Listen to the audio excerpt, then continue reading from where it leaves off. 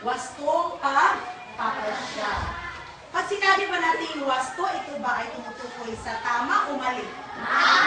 Okay, tama. Pag sinabing wasto, ito ay tumutukoy sa tama. Pagpapasya, ito ay may kasing kahulugan sa sinasabi nating pagdedesisyon. Halimbawa, meron kayong takdang aralin sa science.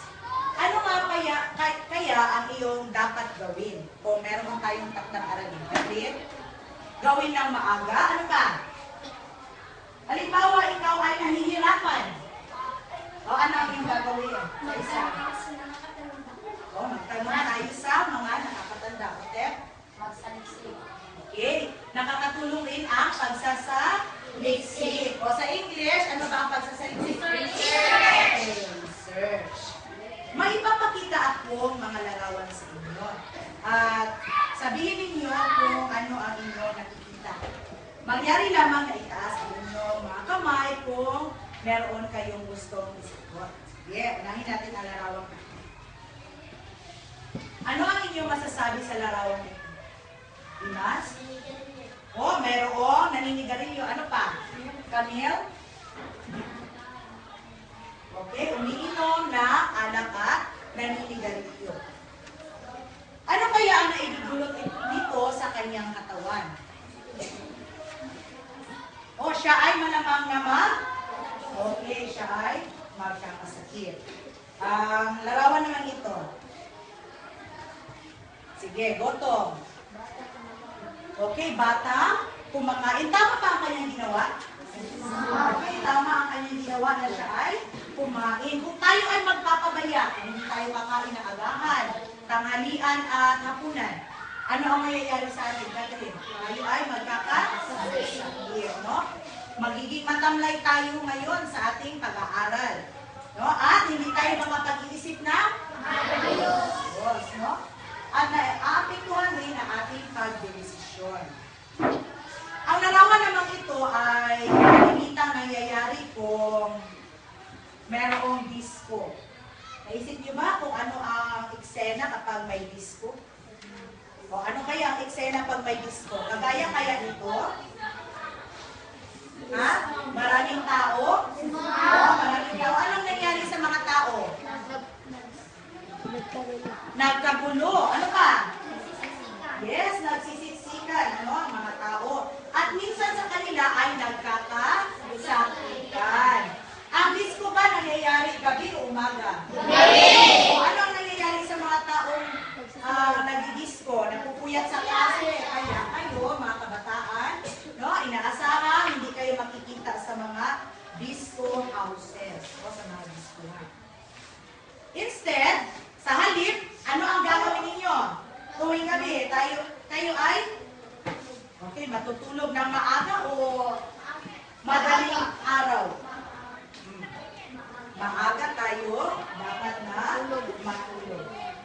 Ang mga ipinakita ko sa inyo ay may mabuti at masasama na idudulot sa ating katawan, sa pag-isip at sa pagpapasya. Kaya ngayong umaga ito, magkakaroon tayo ng pakikipagtunggali.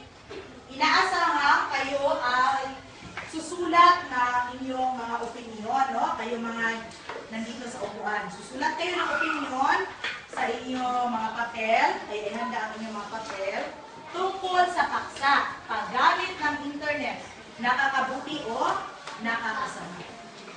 Dito sa kanang panig, narito si Freda Shelani Bardoni, si Joseph Pirada, si Brittany Campilan, Camille Joyce Kialani, Carlos Roy Amigo, at Shim J. Demetrio. Ipaglalaban nila na ang paggamit ng internet ay nakakabuti, lalo na sa ating mga mag-aaral.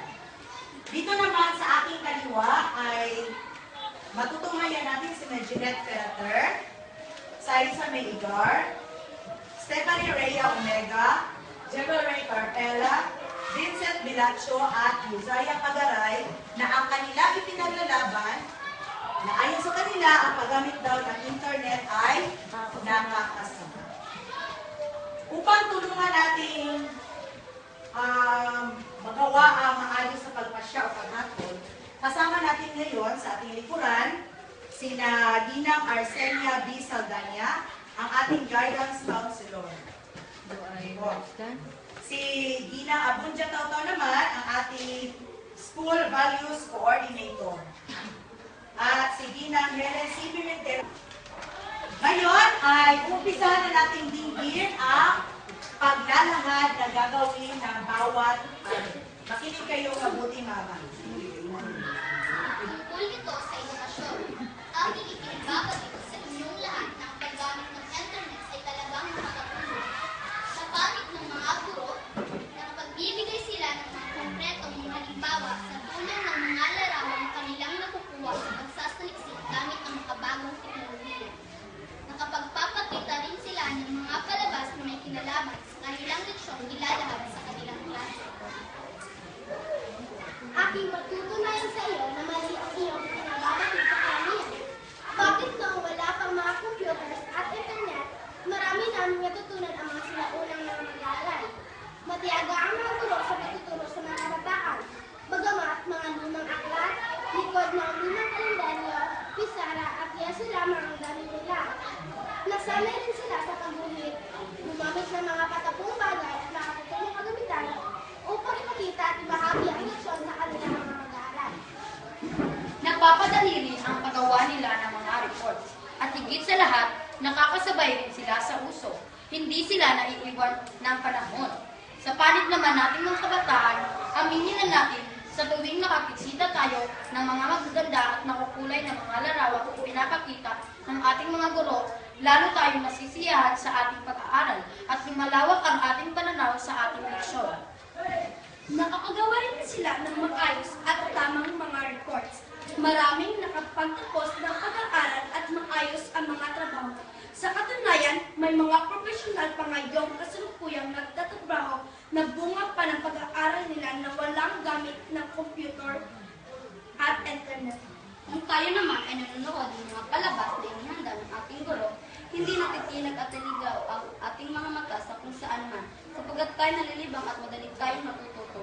Lalo rin napapadali ang ating pagsagot sa mga takdang aralin, nakagawa rin tayo ng mga magagandang mga proyekto, tayo nakapagsaliksik na lilinang rin ang ating mga kakayanan sa pagmaninipula ng computer.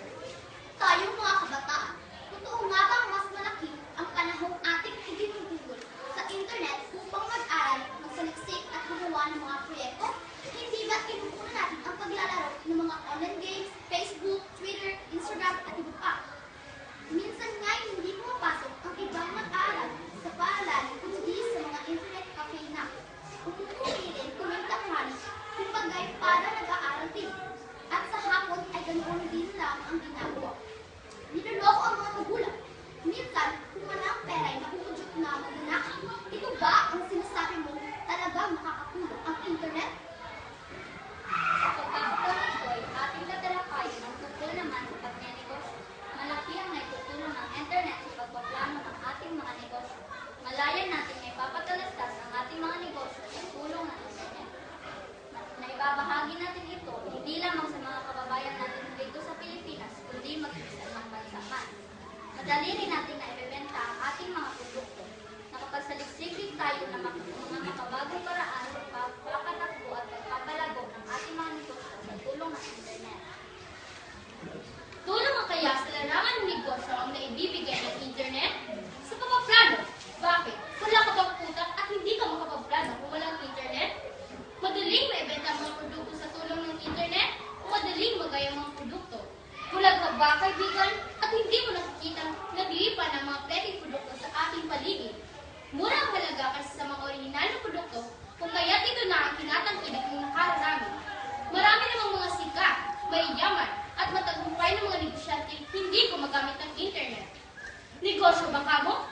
Oo, naninegosyo ang mga kabataan, lalo na ang mga kababaihan dahil sa internet.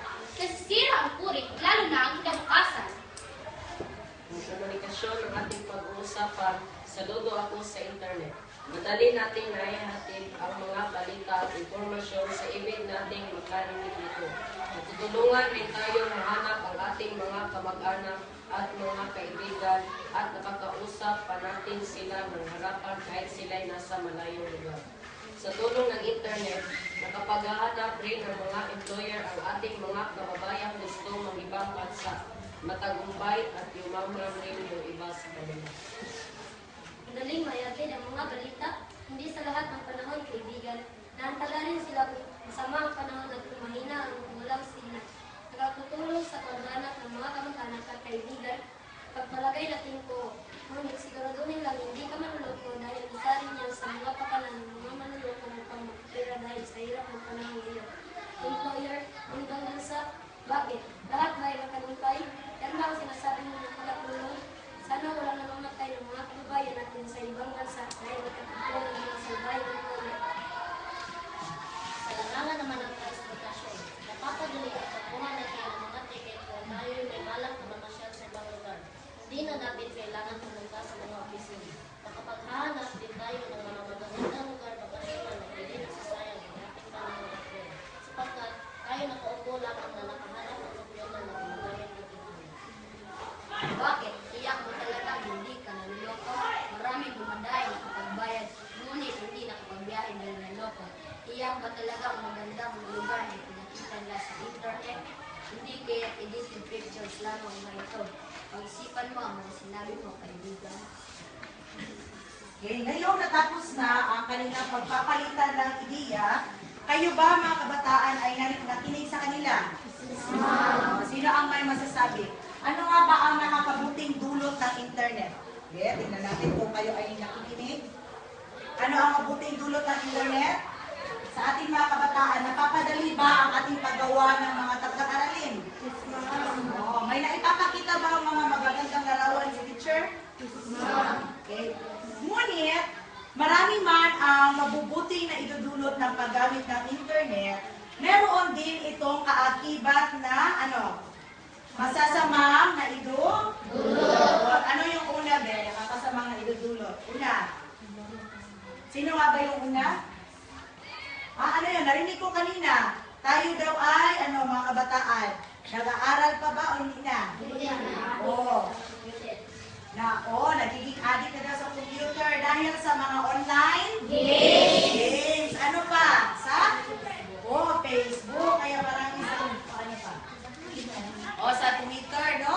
Kaya marami sa inyo ay nag-upload ng mga larawan. Sasabihin sa nanay na manghingi ng pera dahil may project daw. Totoo ba ang project ang ginagawa? Hindi. O yung iba, hindi. Yung iba, totoo rin project ang kanila ginagawa.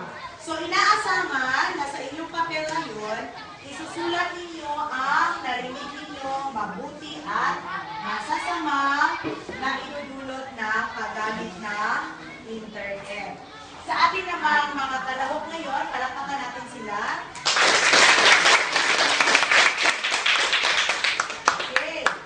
Idinideklara ng ating mga hurado na lahat kayo ay panalo. Dahil magagaling kayo ng mga bata. Walang natalo sa inyong lahat. Lalo na lahat tayo ay nakikipagtulungan na maging madali at maayos ang ating gawain dito. Makipagkamay na kayo sa bawat isa.